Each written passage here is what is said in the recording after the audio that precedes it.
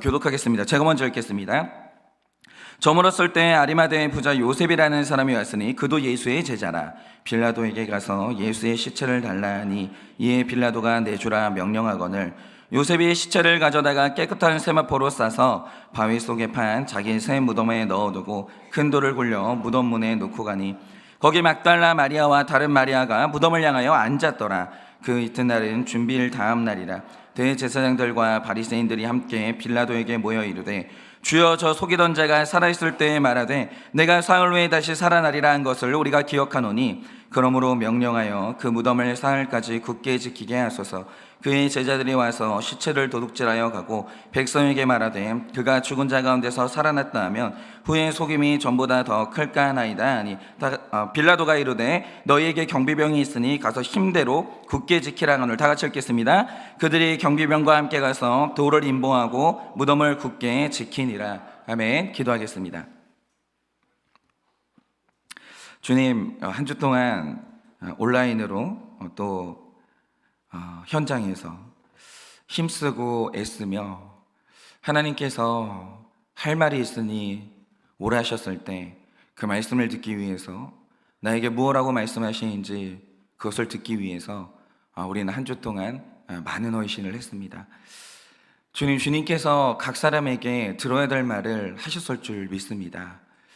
하나님, 이제 오늘 우리에게 마지막으로 주시는 이 말씀을 우리 듣고자 하는데 주님, 큰 산을 넘어가게 하여 주시고 마침내는 부활의 주님을 만나는 이 마지막 산맥을 넘어 이제 우리도 다 같이 부활로 넘어갈 수 있도록 주님이 은혜를 허락하여 주시옵소서. 주님, 오늘도 말씀하시면 정말로 잘 듣겠습니다.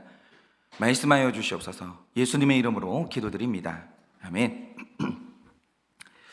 네, 제가 어저께 특사의 마지막 메시지를 준비하기 위해서 혼자 사무실에서 이 본문을 쭉 읽어봤는데, 제가 생각해도 저는 감정이 좀 이렇게 풍부한 사람 같습니다. 그래서 그랬는지 모르겠는데, 본문이 얼마나 웃긴지 사무실에서 혼자 실실 웃은 거예요. 진짜 이게 본문이 너무 웃기더라고요. 그래서 그러면 이 본문은 뭐가 그렇게 웃겼는가? 오늘 이 특사의 마지막 날 하나님이 우리에게 주시는 굉장히 중요한 메시지를 듣기 원하는데요. 자, 오늘 그 말씀을 보시면 아리마대의 부자 요셉이라는 사람이 나옵니다. 저는 이 사람이, 우리는 뭐냐면 이렇게 고난이 우리의 목적이 아니에요. 십자가는 우리의 종착지가 아니에요. 우리는 거길 넘어서서 마지막으로 가야 되는 마지막 종착역이 있거든요. 그런데 이 아리마대의 사람 요셉이라는 사람이 우리가 부활의 믿음으로 나가는 데 있어서 마지막으로 넘어서야 되는 우리의 자화상이라고 생각하는 거예요. 그러니까 이 사람도 분명히 넘어섰겠지만 모두가 다 아리마대 사람 요셉이 넘지 못했던 그 산의 문턱 앞에서 주저앉는 것이고 그것 때문에 부활로 나아가지를 못하는 거예요. 그러면 우리가 요셉을 보면서 우리가 부활로 나가기 전에 마지막으로 반드시 만나게 되는 이 거대한 이 불신의 산맥이라는 게 뭔가, 오늘 우리가 이것을 좀 묵상하려고 하는데요. 자, 여러분이 오늘 말씀을 보시면 아리마대 요셉이 믿음 좋아 보이는 행동을 굉장히 많이 합니다. 예를 들어서 이 사람은 사내들인 공회 사람이에요. 근데 여러분, 사내들인 공회가 어떤 곳입니까? 예수님을 빌라도에게 넘겨서 못 박을 때 그 예수님을 넘겨주기로 결의한 것이 사내들인 공회예요. 예수님 원수 집단이에요. 그런데 요셉이 바로 이 모임의 소속이었다는 거죠. 그러니까 이 사람이 여기에 소속되어 있는 한 설령 예수님을 믿는다고 하더라도 자기 신분을 밝힐 수가 없는 거예요. 왜냐? 여기 안에 소속되어 있는 것만 하더라도 굉장한 혜택이 있거든요. 백성들이 함부로 할 수가 없고 심지어 로마도 함부로 할 수가 없고 굉장한 이권들에 다 개입할 수 있기 때문에 여기서 탈퇴한다는 것은 단순히 모임에서 빠져나온다, 공동체 하나가 없어진다, 이게 아니에요. 그러니까 전부를 잃어버리는 것과 굉장히 비슷한 타격감을 가지게 되는 거죠. 그래서 이 사람이 예수의 제자였다 할지라도 자기 신분을 밝힐 수가 없었는데 오늘 예수님이 돌아가시자 이 사람이 다른 사람이 아닙니다. 빌라도에게 갑니다. 이거는 이 사람이 사내들인 공회 출신이기 때문에 만나준 거예요. 빌라도에게 갑니다. 그리고 나서 예수의 시신을 나에게 달라라고 요구를 하는 거예요. 이게 무슨 뜻이냐면 사실 나는 예수를 따랐던 사람이고 나는 예수를 믿는 사람이라고 만천하에 자기를 커밍아웃을 해버린 거예요. 그리고 60절을 보면 자기의 세무덤에 예수님의 시신을 넣었다고 하는데 이 말씀을 보면 자기의 세무덤이라고 해요. 그럼 이게 무슨 뜻이냐? 당시에 유대인들은 땅 속에 땅을 파가지고 시신을 매장하는 게 아니라 돌로 된 굴을 파가지고 무덤을 만들었는데, 여러분이 한번 생각을 해보세요. 아무리 부자라도 땅을 파는 게 아니라 돌로 된 산에 이제 굴을 파가지고 거기다 무덤을 만든다. 여러분, 그 집 사람 수대로 만들 수 있겠습니까? 이렇게 못 만들어요. 워낙 이게 인력이 많이 필요한 작업이라 인건비도 상상 이상으로 들어가고, 당시에는 거의 모든 3대가 사는 대가족 제도라서 이 돌무덤은요, 가족 수대로 만드는 게 불가능해요. 그건 불가능합니다. 그래서 유대인들의 묘지는 아무리 부자라도 보통 온 가족이 들어가는 가족묘라는 거죠. 그런데 자기의 새 무덤에 예수의 시신을 넣은 거예요. 그럼 이게 무슨 뜻이겠습니까? 예수님을 아예 내 가족으로 넣었다는 거예요. 여러분, 이게 얼마나 무서워요. 예를 들어서 예전에 연좌제라는 게 있었거든요. 만약에 우리 집안에, 나는 그렇지 않은데 우리 집안에 뭐 공산주의자가 한 명 있었다, 연좌제 딱 걸리는 거예요. 온 가족이 다 굉장한 핍박을 당합니다. 그런데 생각을 해보세요. 예수가 누구예요? 빌라도에게 십자가형을 선고받고 십자가에서 못 박혀 죽은 사형수예요. 사내들이 공예가 이 사람을 다 적으로 생각하고 있다고요. 근데 이 사람의 시신을 인계받더니 내 가족묘에 집어넣는 거예요. 내 가족이라는 거죠. 그래서 만약에 예수님이 유대사회에서 비난받는 인물로 자리매김을 했다, 그럼 나와 우리 집 모두가 그렇게 되겠다는 결심이 없으면 이렇게는 못하는 거예요. 그래서 일단 이 요셉이라는 사람이 믿음이 있는 건 맞아요. 믿음이 있어요. 그런데 오늘 말씀에 요셉을 보면 믿음이 있는데, 이 사람이 예수님을 정말 소중하게 생각하고 예수님을 온 맘 다해 사랑해요. 그런데 마지막 단계에서 가장 중요한 산을 못 넘어요. 대부분의 사람이 여기서 주저앉아요. 우리가 가야 되는 마지막 종착역이 있어요. 구속사의 믿음이라는 것은 우리가 가야 되는 마지막 역이 있다는 거죠. 마지막 장소가 있어요. 믿음은 거기까지 가야 되는 거예요. 그 경지까지 무조건 가야 되는 거예요. 그게 아니면 실패하는 거예요. 예를 들어서 이런 거죠. 여러분, 예수님의 사역이 십자가에서 멈췄다라고 생각을 해보세요. 부활은 일어나지 않았어요. 실패한 사역이에요. 그러니까 이단들이 주장하는 게 뭐냐, 예수님의 사역이, 그러니까 예수님을 믿어요. 예수님이 이 땅에 왔다라는 거예요. 근데 이단들의 하나 같은 주장이 뭐냐, 예수님의 사역이 십자가에서 멈췄다는 거예요. 그 앞으로 나가지 못했다라는 거죠. 그러니까 만약에 어떤 사람이 예수님을 소중히 생각합니다. 예수님 사랑해요. 그런데 십자가 위에서 더 이상 전진하지 못한다? 그럼 그 사람은 더 이상 이제 믿음 속으로 나아갈 수가 없는 거죠. 거기서 주저앉게 되는 거예요. 그러면 이 요셉이 만났던 이 마지막 거대한 믿음의 산맥이라는 게 뭐냐? 여러분, 일단 57절을 보시면 요셉이라는 사람을 소개하는데 그의 신분을 뭐라고 합니까? 그도 예수의 제자다, 이렇게 얘기해요. 그런데 이 사람이 제자라는 게 무슨 뜻입니까? 고 오카는 목사님도 줄기차게 말씀하셨지만 복음서의 저자들을 보면 예수님 주변에 있던 사람들을 두 부류로 정확히 나눕니다. 하나는 군중이고 하나는 제자예요. 그런데 군중과 제자의 차이가 뭡니까? 군중은 예수님의 기적을 구경하는 사람이에요. 예수님이 사람 살 때 와 박수.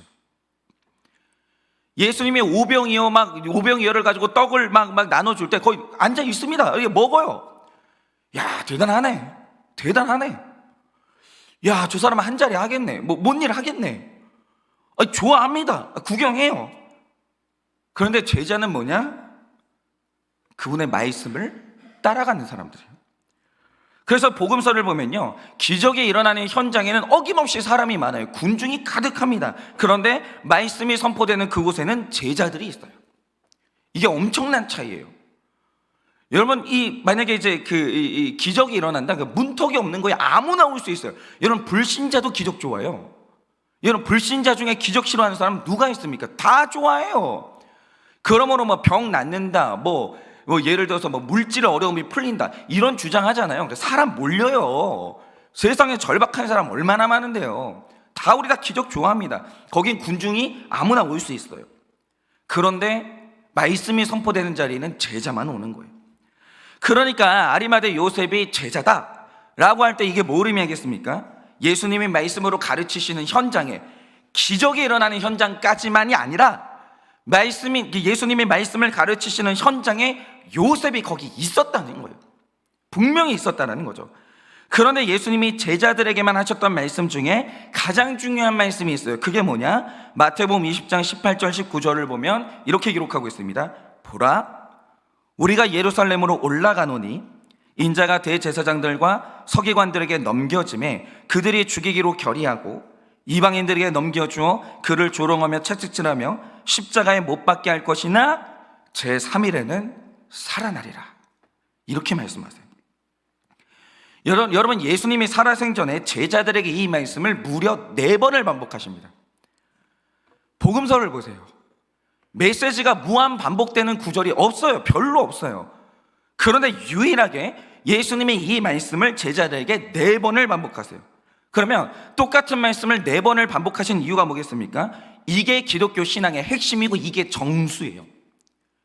여기까지 가야 되는 거예요. 그러니까 이 구절 전체는 점 하나도 빼면 안 돼요. 이건 무조건 통으로 받아야 되는 거예요.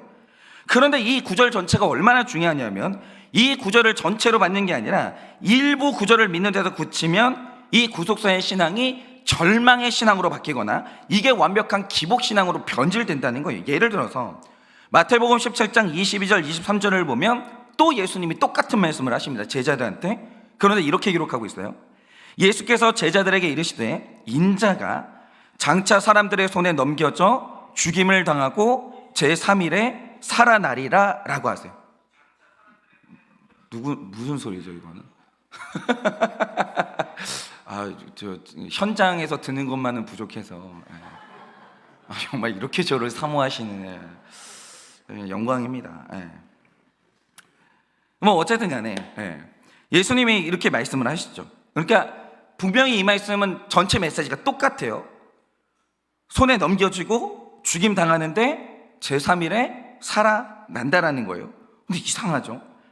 여기서 제자들한테 나타나는 이상한 반응이 뭐냐? 이 말씀 들었는데 매우 근심했다라고 기록하고 있어요. 매우 근심했다. 여러분 하나 여쭤볼게요. 이 메시지가 매우 근심하는 메시지예요? 근데 이상하죠. 이 말씀 들었는데 제자들이 매우 근심했다라고 하는데 여기서 말하는 제자는 베드로예요.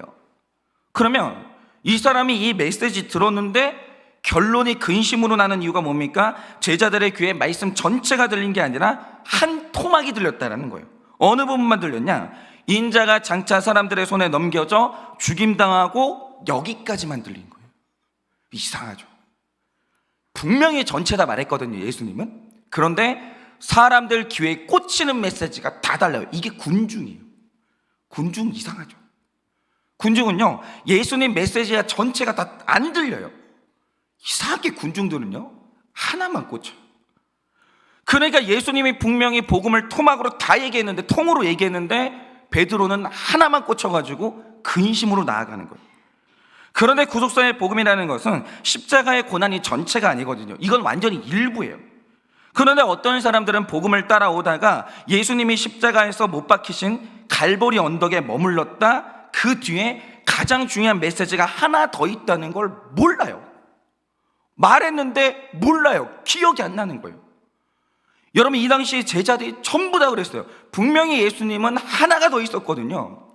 내가 넘겨진다, 십자가에 못 박혀 죽는다, 그리고 하나가 더 있었다라는 거죠. 근데 그 뒤가 기억이 안 나는 거예요.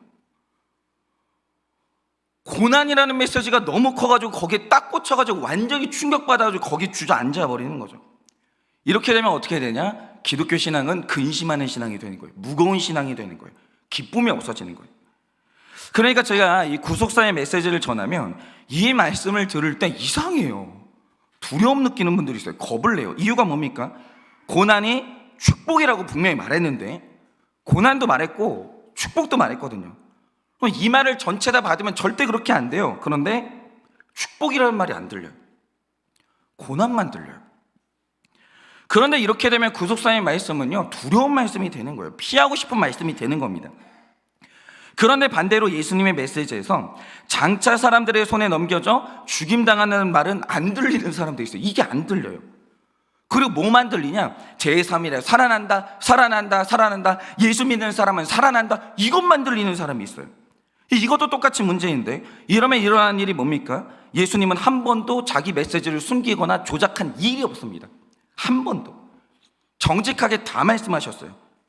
다시 살아나 우리는 승리해, 우린 구원받아. 그런데 먼저 그 일이 있기 전에는 죽임당해야 돼요. 매도 맞아야 되고 넘김도 당해야 돼. 이 말씀을 무려 4번을 말씀하셨는데 조작한 적이 단 한 번도 없어요. 전체를 다 말해주셨어요. 그런데 이상하죠. 안 들려요. 그게 기억이 안 나요. 속인 적이 없는데. 그래서 예수님이 다시 살리기 위해서 일어날 일들을 미리 말씀해 주셨고 말씀하신 대로 먼저 죽임당하는 사건을 주십니다. 근데 갑자기 하는 말이 뭐냐? 어떻게 하나님이 나한테 이럴 수 있냐는 거예요. 내가 예수님만 믿고 여기 따라왔는데 예수님이 분명히 살려준다고 하지 않았느냐? 근데 왜 내가 죽어요? 왜 나에게 이런 일이 일어나요? 해석이 안 돼요. 이러는 거예요. 왜 해석이 안 돼요? 그러면서 시험 드는 분들이 있는 거예요. 그런데 이 시험이 왜 찾아왔습니까? 이것도 사탄 때문이 아니에요. 여기까지 사탄 때문이라고 하면 사탄은 억울해서 못 살아요. 여러분, 이건요, 그 사람이요, 말씀을 안 듣는 거예요. 그래서 일어나는 일입니다. 여러분 잘 보세요. 전체 메시지에서 살아난다는 말씀은 안 들리는데 죽는다는 말씀만 자꾸 들리는 사람이 있어요. 그게 베드로예요. 죽는다는 말씀은 안 들려요. 자꾸 살아난다는 말씀만 들려요. 이게 유다예요. 그런데 진짜 제자는 어떤 사람들이냐? 제가 앞서 드린 말씀 분명히 다시 읽어드릴게요. 이거는 예수님이 직접 4번이나 하신 말씀이에요. 이건 이루어지는 말씀이라고요. 단 한 자도 땅에 떨어지지 않고 이루어지는 말씀이에요. 예수님이 뭐라고 말씀하셨냐? 이렇게 말씀하십니다. 인자가 대제사장들과 서기관들에게 넘겨짐에 그들이 죽이기로 결의하고 이방인들에게 넘겨주어 그를 조롱하며 채찍질하며 십자가에 못 박게 할 것이지만 제3일에는 살아나리라. 이 말씀을 토시 하나 안 빼고 전부 들리고 믿는 사람이 뭐냐? 그게 제자라고요. 그게 제자예요.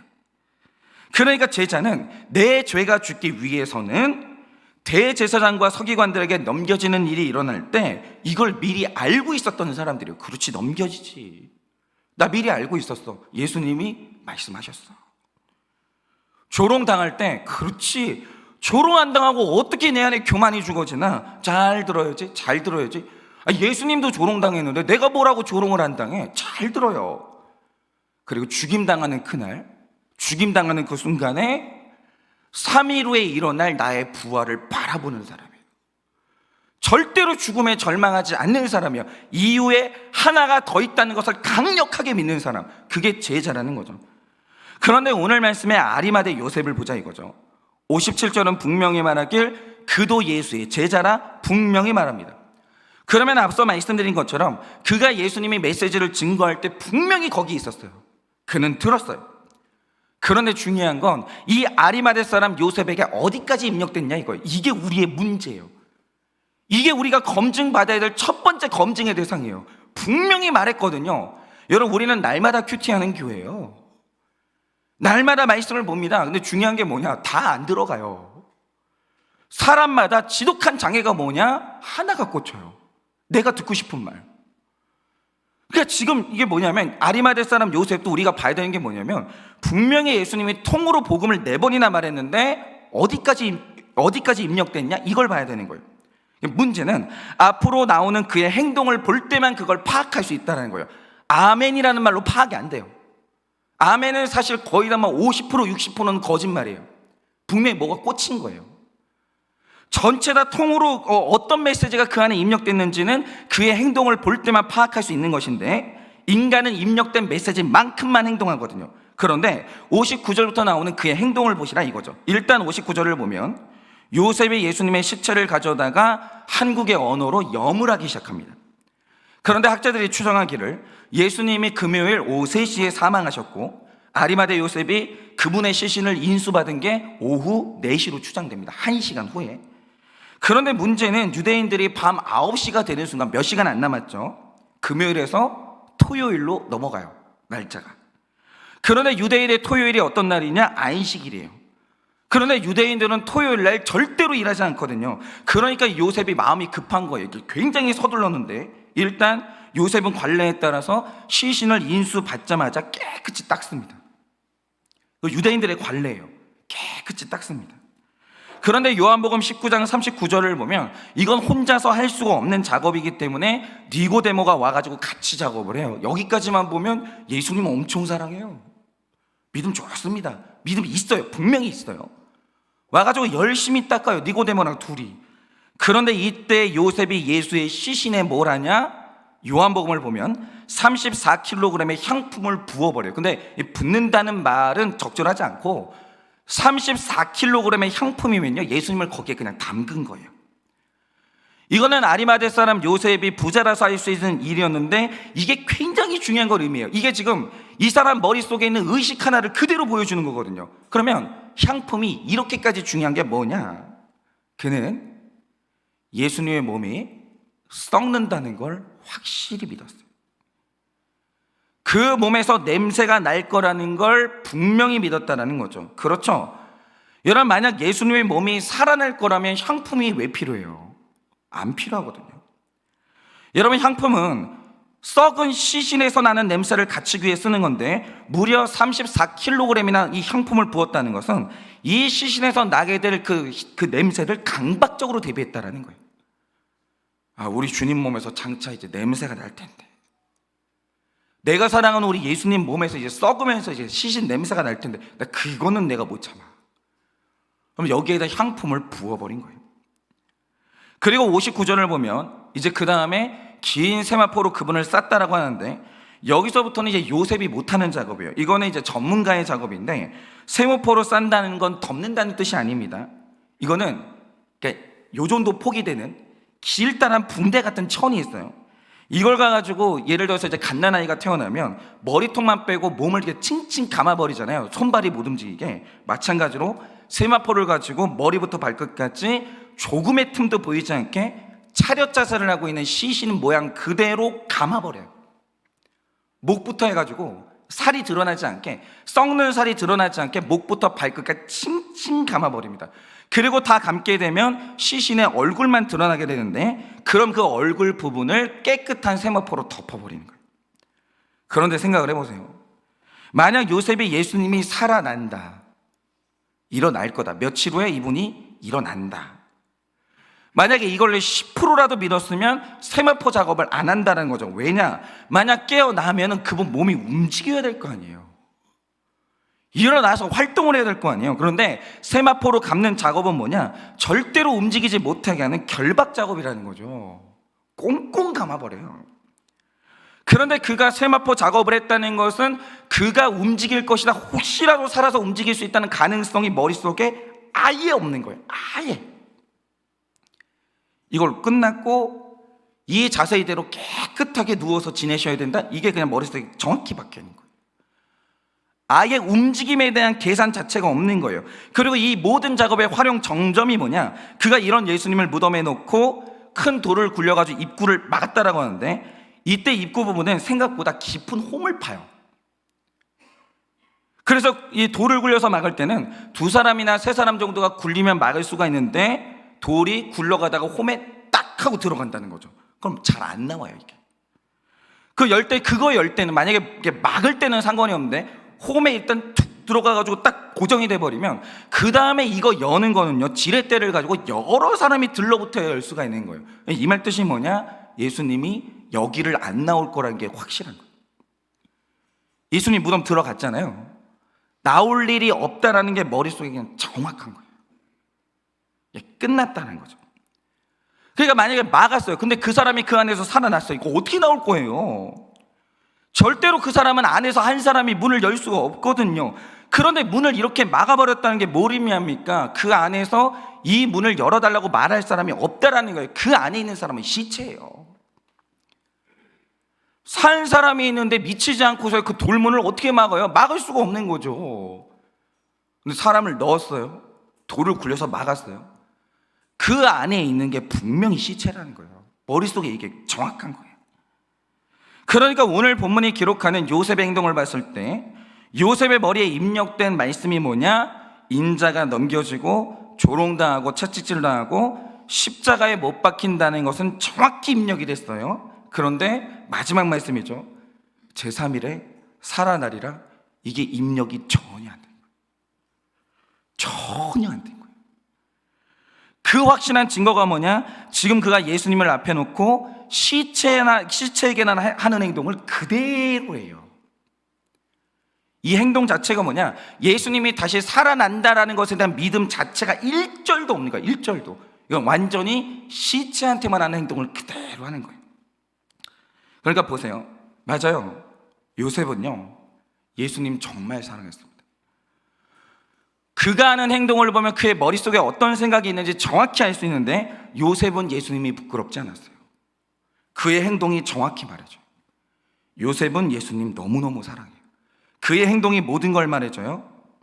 그러니까 예수님을 씻겨드리고 깨끗한 세마포로 그 몸을 싸요. 이것만 봐도 그가 예수님을 얼마나 사랑하는지 우리는 알 수 있어요. 그런데 문제는 뭐냐? 그가 사랑하는 예수가 그 시체예요. 그는 예수 시체 사랑해요. 살아있는 예수 안 사랑해요. 예수 시체 사랑한다고요. 그러니까 이 사람이 거기서 주저앉아 버린 거예요. 예수님이 죽었어요. 근데 그 죽음이라는 거대한 장벽을 못 뚫어버리는 거예요. 너무 사랑하는데 사랑하는 사람이 죽은 거예요. 거기까지. 그러니까 예수님께 지금 이 아리마대 사람 요셉이 너무너무 뜨겁게 사랑하고 아마 이 사람 죽을 때까지 못 잊을 거예요. 그런데 너무너무 사랑했던 건 뭐냐? 그 예수 시체예요. 그게 무슨 의미예요? 그러니까 가만히 교회의 성도님들을 보면요, 예수님 소중하게 생각합니다. 예수님 사랑해요. 그런데 고난이 일어났을 때 그들이 믿는 예수는 어떤 예수냐? 예수 시체 믿어요. 예수 시체 사랑하는 거예요. 이 말 뜻이 뭐냐? 내 삶에 죽음 같은 사건이 와요. 내 자녀나 내 배우자의 삶에 용납이 안 돼. 이거 어떡하지? 무너져 내리는 사건들이 와요. 죽음 같은 사건들이 와요. 인간은 누구나 다 내가 되게 별 인생인 것 같죠. 내 자녀의 삶에 뭐 무슨 일이 일어나고 내 배우자의 삶에 어떤 일이 일어나고 내 삶에 어떤 일이 일어나고 이거 다 남 얘기 같죠. 내 얘기 아닌 것 같죠. 잘 들으세요. 분명히 말씀드릴게요. 별 인생 없어요. 남의 집 자녀 일에 삶에 일어나는 일은요, 내 삶에 다 일어나요. 자기가 별 인생이라고 착각하는 분들이 있어요. 남의 남편의 삶에 일어나는 일은요, 내 삶에 다 일어나요. 남의 교회에 일어나는 일은 우리 교회에 다 일어나요. 별 인생 없어요. 똑같이 다 우리는 죽음 같은 사건이 와요. 그런데 그 순간 평소에는 괜찮다가 죽음 같은 사건이 올 때 예수가 거기서 못 일어나는 거예요. 예수가 거기에서 시체인 거예요. 그냥 우리가 예수님 사랑해요. 사랑하는데 어떤 예수님 사랑하냐? 그 예수 시체 사랑하는 사람 되게 많아요. 그 이후로 못 넘어가요. 예수님이 나를 사랑하는 거 알죠? 그분 말씀 너무 좋은 것도 맞죠? 그런데 문제는 뭐냐? 죽음 같은 사건이 올 때마다 예수도 같이 시체가 되는 거예요. 못 일어나요. 여러분, 그는 죽음을 이긴 예수님이 아니기 때문에 내 죽음 사건에서 예수가 할 일이 없는 거예요. 그러니까 죽음을 못 뚫어요. 그러니까 제자들이 왜 그날 예수님이 돌아가셨을 때 그 뒤에 하나의 가장 중요한 메시지 있죠. 제3일 후에 살아나리라. 이게 왜 기억이 안 났냐면 죽음이라는 말씀이 너무 거대했고 죽음이라는 단어 자체가 주는 충격이 어마어마했기 때문에 죽음 너머로 부활의 신앙이 뚫고 들어가질 못하는 거예요. 이거 뚫어내야 되거든요. 그 뒤에 한 말씀이 더 있다고요. 말씀이 하나 더 있는데 그게 가장 중요하다고요. 기독교 신앙은 뭐냐? 죽음을 마지막 부활 신앙의 믿음으로 뚫어버리는 거예요. 거기로 뚫고 진입을 하는 거예요. 근데 문제는 뭐냐? 여기서 주저앉는 사람이 너무 많은 거예요. 내 삶에 죽음 같은 사건이 왔어요. 감당이 안 돼요. 거기서 예수가 시체인 거예요. 내가 그 예수님 사랑하죠. 근데 우리가 사랑하는 예수는 어떤 예수냐? 죽음이 왔을 때 시체가 된 예수를 사랑하는 거예요. 예수 시체 사랑해요. 그리고 우리가 기껏 보여준다라고 하는 믿음이 뭐냐? 시체 예수에다가 향품 붓고 깨끗이 닦아드리고 세마포로 싼 다음에 무덤 안에 넣는 거, 이게 여기까지가 우리 믿음인 거예요. 그 뒤로 못 가요.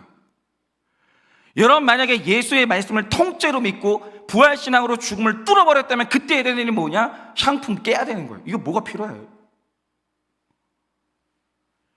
예수님 시신을 세마포로 싸면 안 되는 거예요. 예수님 일어날 거기 때문에. 그 무덤에 잠시 넣습니다. 돌문을 막으면 안 되는 거예요. 가능성이 열렸기 때문에. 이게 끝이 아니에요. 예수는 나와요. 내가 잠시 예수님 계실 곳이 필요해서 넣기는 하지만, 그러나 저분은 들어갔던 그 문을 다시 나온다고요. 그럼 열어놔야 될 거 아니에요. 가능성이 열려 있어야 될 거 아니에요. 이게 끝이 아니라고요. 근데 사람들마다 하는 말이 뭐냐? 끝났어. 그리고 돌문을 막아버려. The end. 끝. 이거는 기독교 신앙이 아니에요. 우리는요, 조롱도 잘 받아요. 고난도 잘 받아요. 그러니까 기복신앙 가진 사람들이 하는 말이 뭐예요? 그런 말 하지 말라고. 좀 좋은 말만 하라고. 뭘 건강하신데 죽는다는 얘기 왜 하냐고. 그런 얘기 하지 말라고. 그것도 기독교 신앙 아니에요.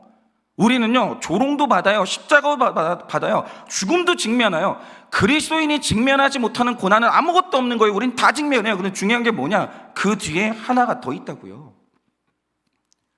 고난은 축복으로 나아가요. 오늘 하나님께서 여러분의 삶에 어떤 일을 하셨습니까? 지금 죽음 같은 사건이 왔습니까? 내 삶에 죽음 같은 사건이 오고, 내 자녀의 삶에 말도 안 되는 일이 일어나고, 지금 나에게 말도 안 되는 사건이 왔어요. 근데 그 뒤에 하나 더 있다고요. 그걸 통해서 하나님이 하실 일이 있다고요. 열어놔야죠. 하나님이 걸어 나오신다라고요. 거기서 할 일이 있어요. 근데 중요한 게 뭐냐? 다 주저앉아요. 완전히 마음이 닫혀져 가지고는 그냥 있잖아요. 다 예수 시체 닦고 있는 거예요. 예수 시체 닦고 있는다는 건 뭐냐? 기도는 해요. 예수님 도와주세요. 근데 중요한 사실은 뭐냐? 마음에 이게 해결될 거다, 여기서 어떤 선한 일이 일어날 거다, 아무것도 안 믿어요. 이게 뭐냐? 예수 시체 닦고 있는 거예요.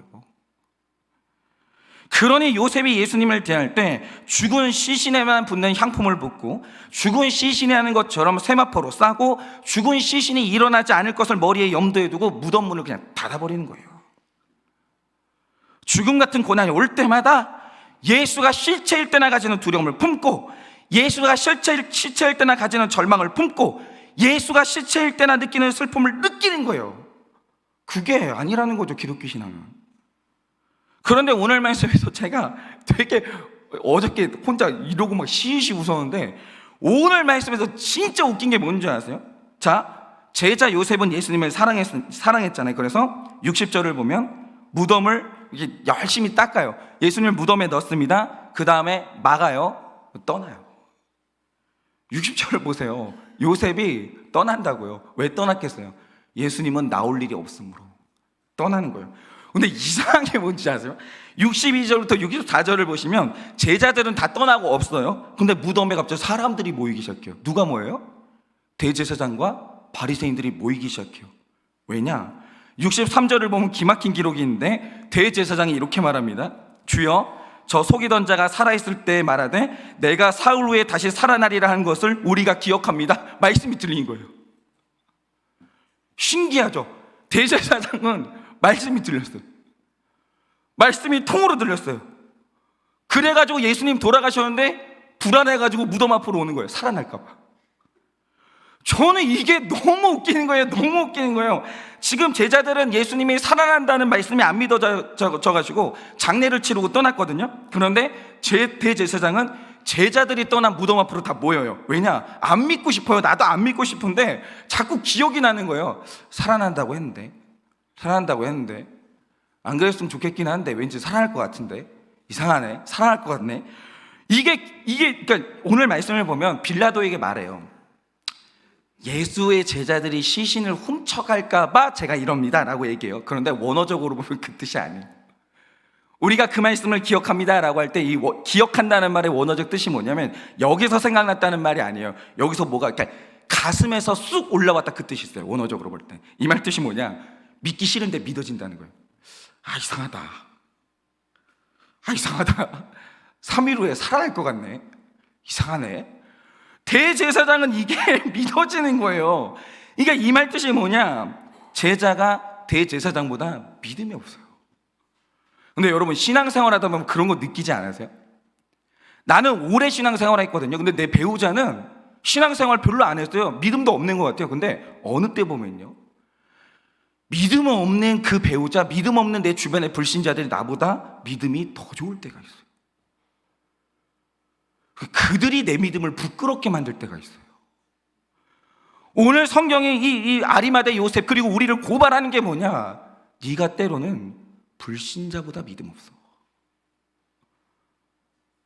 너 죽음 뒤에 하나 더 있다는 거 안 믿잖아.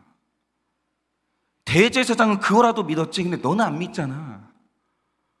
오늘 있잖아요, 이 말씀을 가지고 있잖아요. 하나님이 예수의 제자들을 다 부끄럽게 만드시는 거예요.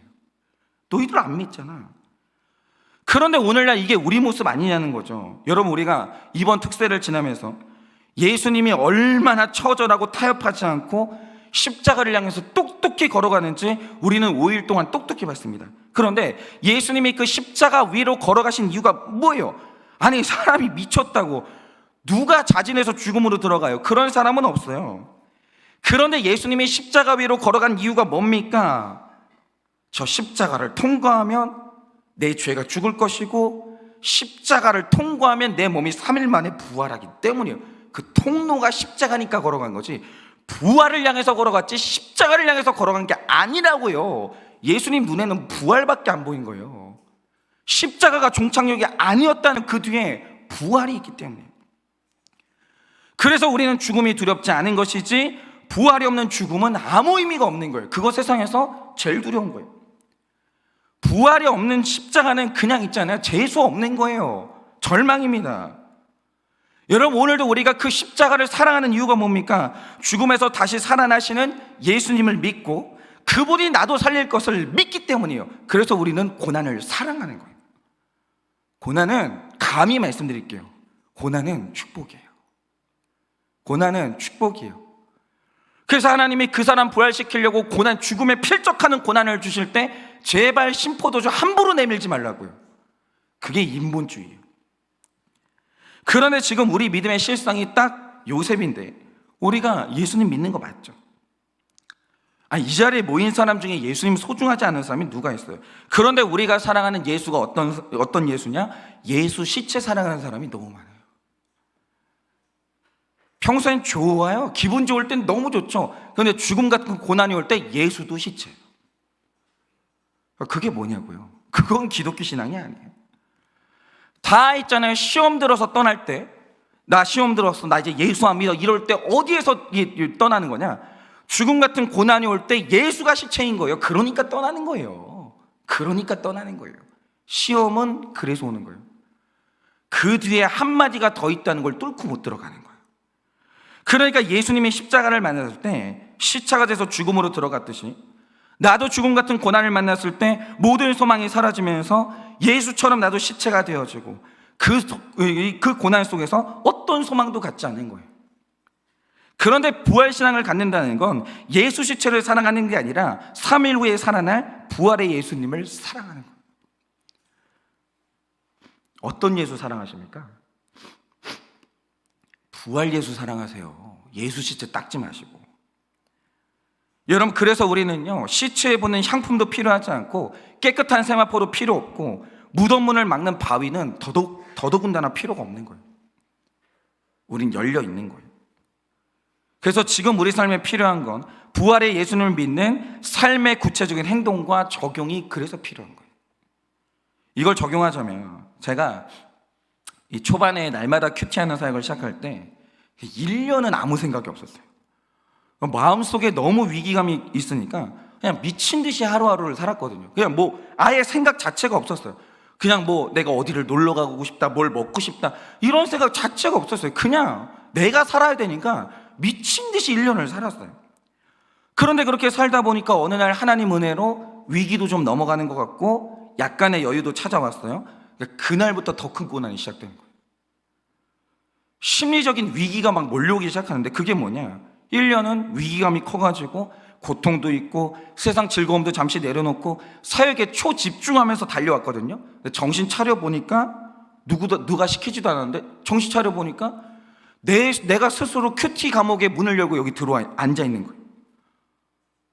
근데 어느 날부터였어요. 그게 정확히 언제인지는 모르겠는데 어느 날부터 갑자기 부담이 쏟아지는 게 뭐냐면, 어느 날부터 성도님들은 내일도 당연히 큐티 설교가 올라온다 기다리고 있어요. 다 기다리고 있어요. 근데 어느 날 갑자기 이 구조가 버거운 거예요. 내가 언제 이걸 시작했지? 내가 이걸 어떻게 감당할 수 있다고 내가 이걸 시작했지? 갑자기 있잖아요, 버겁고 답답하고 너무 무거운 거예요. 어느 날 있잖아요, 위기가 조금 지나고 정신이 딱 차려지니까 감당이 안 되는 거예요. 일은 저질렀는데 이걸 어떻게 하지? 이거 어떻게 하지? 그러면서 막 두려움이 몰려오고 생색이 터지기 시작하는데, 지금 내 하루라는 게 설교만 준비해도 한 오후 3시, 4시쯤 딱 되고, 게다가 거기에다 이후로 교회 일을 몇 개 하면 저녁 8시가 훌쩍 지나가요. 지금은 안 그래요. 지금은 저랑 같이 교회 일을 나눠서 하는 분들이 너무 많아졌기 때문에 지금은 진짜 안 그래요. 근데 그때까지만 해도 안 그랬어요. 그러니까 또 이런 말 하면 또 누구 시험 들까 봐 걱정된다. 혼자 했다는 건 아니고 제 일이 그만큼 많았다는 거예요. 교회 일을 몇 개, 이제 설교 준비 딱 끝나고 교회 일을 몇 개 했는데 9시, 8시가 훌쩍 지나가 버리는 거예요. 그러니까 8시가 딱 되잖아요. 그거를 한 1년을 그렇게 살고 어느 날 정신이 딱 차렸는데, 그렇게 살다 보니까 일어나는 생각이 뭐냐? 나는? 그래, 맞아요. 어떤 사람은 위로 받았대요. 어떤 사람은 문제 해결이 됐대요. 해석이 됐대요. 근데 문제는 뭐냐? 나는? 나는 어떻게? 내 인생은 이제 어떻게 하죠? 그리고 내 딸은 무슨 죄가 있어가지고 쟤는 하루 종일 아빠 얼굴을 못 보는 거예요. 얘가 그림을 그리면 엄마는 있는데 아빠는 없는 거예요. 그러면 얘는 무슨 죄가 있어서 아빠 없이 살아야 되나? 그러니까 이걸 포기하는 게 목사 삶인가? 난 싫은데? 내가 몇 년이나 이걸 참아낼 수 있냐? 이게 너무 두렵고, 그러니까 가슴이 너무 답답하고 생색이 터지면서 불평이 막 올라오는 거예요. 그래가지고 그때는요, 그런 이제 막 자각이 딱 들어오니까 설교를 준비할 때마다 들어가야 되는 저 사무실 문이 이렇게 무덤 같은 거예요. 정말 있잖아요, 어떤 때는 저기 앉아가지고 들어가기 싫어가지고 가만히 앉아 있었던 때도 있었어요. 너무 들어가기가 싫은 거예요. 그래서 문제는 뭐냐면 내가 죽어가고 있었거든요. 근데 그 안에 있는 예수도 그때 시체였던 거예요. 그 뒤가 안 보이는 거예요. 하나님이 저 안에서 무슨 일을 하겠지가 없는 거예요. 저 안에서 나는 죽어가겠지, 내 딸도 불행해지겠지, 저 사방에 막힌 저곳에서 예수가 죽어 있으니 나는 숨 막혀 죽을 것이고, 그러다가 어느 날 나는 완전히 탈진하게 되면, 그 설교거리가 떨어지면 나는 실패한 목사가 돼서 이 교회를 떠나겠지. 그것은 2년 후일까 3년 후일까 5년 후일까? 아니 5년 버틸 수 있나? 나는 못할 것 같은데. 너무 우울해진 거예요. 너무 우울해진 거예요. 저 공간도 답답하고 날마다 밀려오는 설교 스케줄이 돌아버릴 것 같고 너무 답답한 거예요. 어떻게 길이 안 보이는 거예요. 그런데 그러다가 했던 이상한 경험이 뭐냐, 저는 지금도 이제 제 목회를 경험한 분들은 아시겠지만 제가 신방을 못해요. 아니 세상에 세 가족이 왔는데 세 가족 신방이 없는 교회는 아마 우리 교회밖에 없을 거예요. 저는 저기에 딱 매여서 살기 때문에 제가 누군가를 찾아다닌 적도 없고 누군가에게 먼저 연락한 일이 없어요. 나는 저기가 내 무덤이었기 때문에 저기에 갇혀서 빠져나오지를 못하는 거예요. 너무 답답했고 그냥 저기서 이제 매여서 살고 있는데 어느 날부터 죽어가는 사람들이 여기로 찾아와요. 내가 못 나가니까 그들이 여기로 오는 거예요. 그 처음 보는 사람들, 기막힌 사연을 가진 사람들이 이 사무실로 전화를 하기 시작하는 거예요. 그래서 이 좁은 사무실, 내 무덤 안에서 살아계신 예수님이 역사하기 시작하는 거예요. 예수님이 시체가 아니었던 거예요. 이상하죠? 아니 사람들이 미쳤다고 무덤으로 와요? 사람들이 미쳤다고 예수 시체가 있는데 거기에 전화를 해요? 그러진 않을 거 아니에요. 근데 이상하죠? 나는 저기가 무덤이었거든요. 분명히 저기 나 죽는 자리였어요. 저기서 예수가 살아서 역사하기 시작하는 거예요. 그래서 지난 5년 동안 내 무덤 같은 저 사무실에서 사람들이 많이 살아났어요. 이상하지 않았어요? 난 저기가 무덤이었거든요. 근데 그 사람들이 내 무덤으로 들어오는 거예요. 그리고 살아서 나가는 거예요. 저 무덤 안에서 많은 사람들과 함께 울고 웃었고 같이 고민했고 저 안에서 사랑하는 지체들을 양육했고 때로는 저 안에서 제가 은혜 받아가지고 혼자 펑펑 우는 날도 있었어요. 그러니까 지금 제가 너무 행복하게 누리고 있는 이 공동체가 어디서 비롯됐냐면 하나님이 저를 무덤으로 넣으셔서 너 저기 들어가, 죽어버려. 너 죽어. 너 죽어. 네 세상 욕심, 네 세상 욕구, 네가 그렇게 즐기고 사랑했던 모든 것을 안고 너 저기 들어가서 죽어.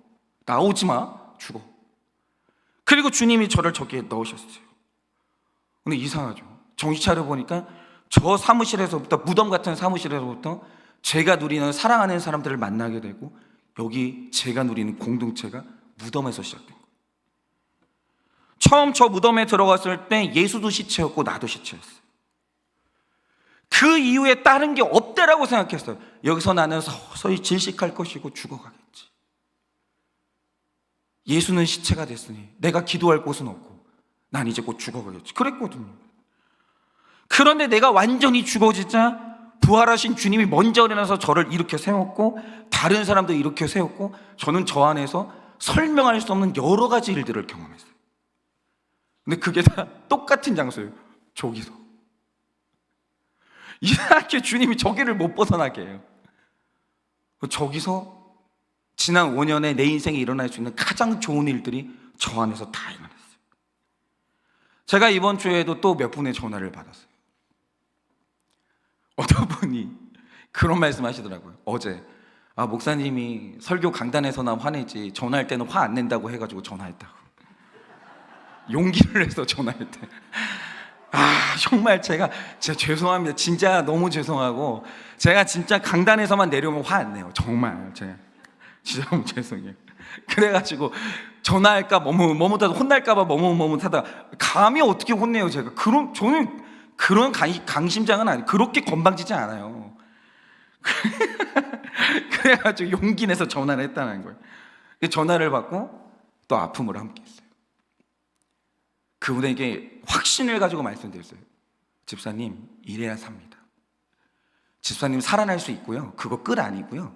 집사님 이러면 살 수 있어요. 또 저 사무실 안에서 그분하고 그런 대화를 나눴어요. 그러니까 이 모든 말씀의 은혜, 사람 살리는 대화, 이게 다 저 무덤에서 부활의 주님과 함께 시작됐어요. 그러니까 이제 저의 5년이라는 것은 죽음이 부활로 연결된다는 것, 죽음이 끝이 아니라는 걸 배웠던 5년이었고, 그래서 이제 죽는 사건이 올 때 두렵지 않고 또 우리 예수님이 어떤 부활의 역사를 일으키실지 저는 이제 너무 기대가 돼요. 누구를 만나도 저는 그렇게 얘기를 해요. 그러니까 어떤 분이 그런 말씀 하실 때가 있어요. 문제가 너무 심각하니까 목사님 저보다 더 큰 문제를 가진 사람도 있어요? 저 같은 문제를 가진 사람이 해결된 적이 있긴 있어요? 물어봐요. 그럼 저는 반드시 그렇게 얘기해요. 그럼요. 우리 교회에요, 집사님보다 더 심각한 문제에서 살아나는 사람 너무 많거든요. 집사님 그거 끝 아닙니다. 하나님이 하실 말씀이 있고요, 하나님이 하실 일이 있어요. 집사님 방법이 있어요. 언제나 확신을 가지고 얘기해요. 여러분, 우리가 어제 말씀에 우리 모두가 죽는 사건, 버림받는 사건은 온다고 했어요. 이제 고난이 올 때 나는 왜 이 일이 일어나는 줄 모르겠어, 나는 이 모든 게 해석이 안 돼, 나 예수 열심히 믿었는데 이 일이 왜 일어났지, 이런 말은 이제 그만 좀 하세요. 예수님이 그런 약속 한 적도 없잖아요. 언제까지 그런 말씀하실 거예요? 예수님 분명히 죽는 사건, 버림받는 사건이 온다고 했어요. 그런데 그 죽음의 자리에 예수님이 시체예요? 부활하시는 분이에요? 그게 끝이에요? 아니면 이게 나을 부활의 영광이 있냐고요? 바라기는 죽음의 자리에서 그 죽음을 뚫고 나가셔야 돼요. 장차 있을 부활의 영광이 있음을 믿어야 돼요. 그래서 장차 만나게 될 부활의 영광, 부활의 능력, 부활의 예수님을 그 무덤 안에서 기다림으로 그 능력을 경험하고 간증하게 되는 여러분 되시기를 예수님의 이름으로 축원을 드립니다. 제가 오늘 마지막 특세 적용 질문을 드려보려고 해요. 예수 시체가 아니라 예수 부활을 믿고 오늘 내가 깨야 되는 시체 향품, 오늘 내가 버려야 되는 세마포, 내가 열어놔야 되는 무덤문은 뭡니까? 오늘 내가 예수 시체가 아니라 예수 부활을 믿고 내가 깨야 되는 시체 향품, 내가 버려야 되는 세마포, 내가 열어놔야 되는 무덤문은 무엇입니까? 내일 우리는 이제 부활절 예배로 나가게 될 텐데, 내일 예배에 오실 때는 다 그거 버리고 깨시고 열려서 그렇게 예배 가운데 기쁨으로 오시는 여러분 되시기를 예수님의 이름으로 축원을 드립니다. 이 시간에 제가 기도하고 축도함으로 마치도록 할 텐데요, 오늘 끝나면 이제 오뎅국 다 끓여놨습니다. 그래서 정말 기쁜 마음으로 다 오뎅국 나누면서 그리고 이번 주일 예배, 주일 그 여자 목장에서는 다들, 그리고 남자들은 축구하나요 혹시? 저희가 그 부활절 대축제 축구를 남자들은 하기로 했거든요. 그게 다 영성이에요. 이게 다 영적인 일이에요. 육적인 일이 아닙니다. 그래서 다들 이제 나눔하실 때 이번 특세 동안 하나님이 나에게 어떤 말씀을 하셨는지 이런 것 좀 나누는 시간 될 수 있었으면 너무 좋겠습니다. 저 기도하고 축도함으로 마치겠습니다. 하나님 감사합니다. 정말 하나님께서 우리에게 하실 말씀이 있다고 말씀하셨고 우리는 그것을 믿었기 때문에 온라인으로 또 현장에서 또 심지어는 멀리 출장을 가 있는 사랑하는 우리 교우들도 그 바쁜 와중에 그 시간에 앉아 같은 말씀을 들으며 우리가 6일 동안 여기까지 왔습니다. 그런데 주님, 6일째 이 날은 예수님의 인생의 마지막 날이 아닙니다. 내일이 있습니다. 예수님의 무덤문을 깨버리고 부활의 능력으로 나와 너도 이렇게 된다라고 말씀하시는 너무나도 영광스러운 내일이 있습니다. 주님, 우리는 내일이 있기 때문에 향품이 필요 없고 세마포가 필요 없고 우리는 돌무덤을 막아놓을 필요가 없습니다. 주님, 향품은 깨어지게 하시고 세마포는 내어다 버리게 하시고 우리의 무덤문은 이제 활짝 열리게 하여 주셔서 내일 모두가 다 살아난 얼굴과 마음으로 우리가 서로를 바라보며 함께 웃을 수 있는 내일이 있을 수 있도록 주님이 은혜를 허락하여 주시옵소서. 지금은 우리 주 예수 그리스도의 은혜와 하나님 아버지의 그 크신 사랑과 성령님의 위로하시고 교통하여 주시는 그 역사하심이 예수 시체가 아니라 예수 부활을 믿어 죽음의 자리에서 부활로 뚫고 들어가 살아있는 자의 인생을 살기를 원하는 사랑하는 우리 모든 성도님들의 머리 위에 지금으로부터 영원 무음토록 함께 있을지어다. 아멘.